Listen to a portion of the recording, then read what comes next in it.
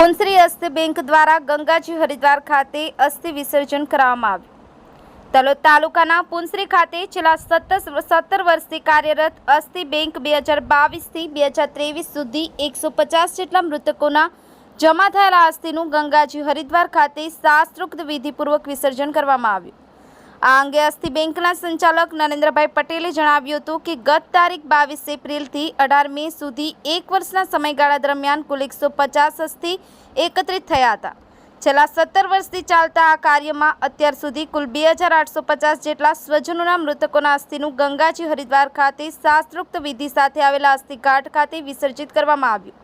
આ પ્રસંગે અસ્થિઘાટ ખાતે પુંસરી ગામના કથાકાર આચાર્ય દીપ્તેશભાઈ જોશી હાજર રહી આશીર્વાદ આપ્યા હતા તેમજ નટુભાઈ ચૌધરી ચેરિટેબલ ટ્રસ્ટના ટ્રસ્ટી લીલાબેન પટેલ ઉપસ્થિત રહ્યા હતા।